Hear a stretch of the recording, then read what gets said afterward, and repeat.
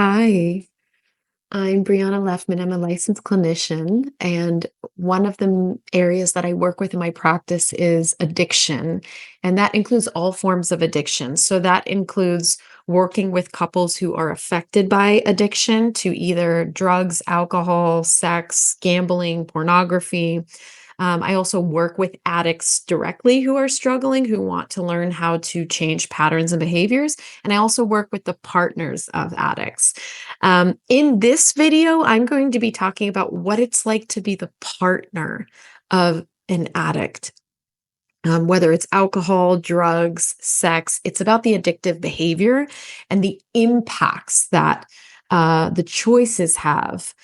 It can be emotionally, physiologically, and mentally daunting to be the partner of an individual that struggles with addiction. It really is a long-term roller coaster of really profound dysregulation and chaos and a lot of dishonesty. So I like to give people a lot of information, one, to normalize some of the experiences and also to provide validation for those of you who are in this situation. Being with an addict often feels like it's an emotional roller coaster, and hope is a really dangerous experience oftentimes, and it can be followed by lots and lots and lots of disappointment, lots of frustration, lots of betrayal, lots of letdown.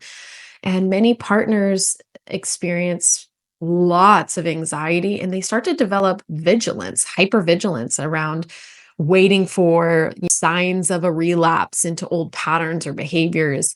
And trust is a major issue that's often completely broken. Addiction often leads to profoundly long patterns of dishonesty, broken promises, not following through with commitments, and rebuilding trust takes a very long time. And there's a very specific, concrete way to do that with someone. And it requires you not only being able to have patience for the individual struggling, and that's a choice we all have to make and looking at different circumstances, but it's a gradual process and it requires consistency. The other aspect is the development of codependency, and this term, I made a different video about it, but this term is often misunderstood.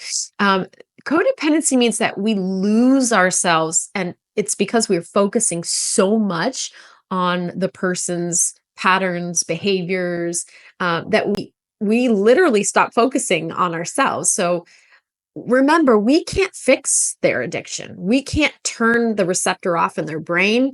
We can't change their impulses. And when we try to do so, it really does lead to emotional exhaustion and burnout.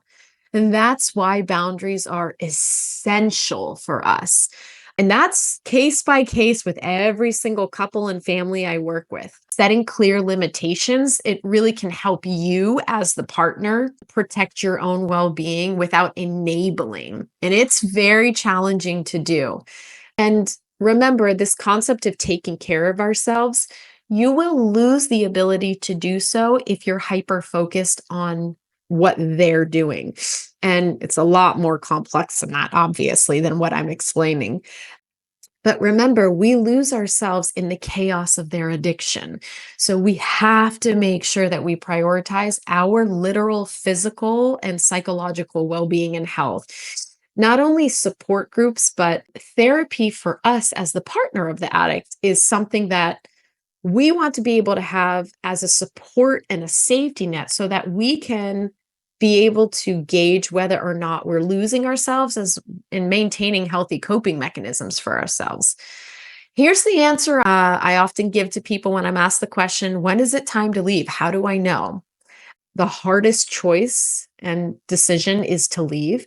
And I'll tell you when it is appropriate. When their addiction is literally damaging your ability to function.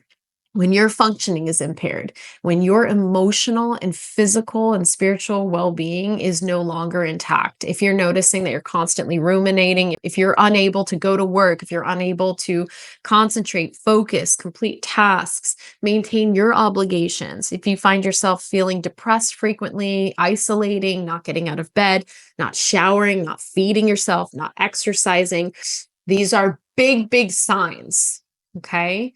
Being the partner of an addict is incredibly painful and difficult, and you don't have to do anything until you seek professional support and can learn more about different options you have. You have to maintain taking care of yourself.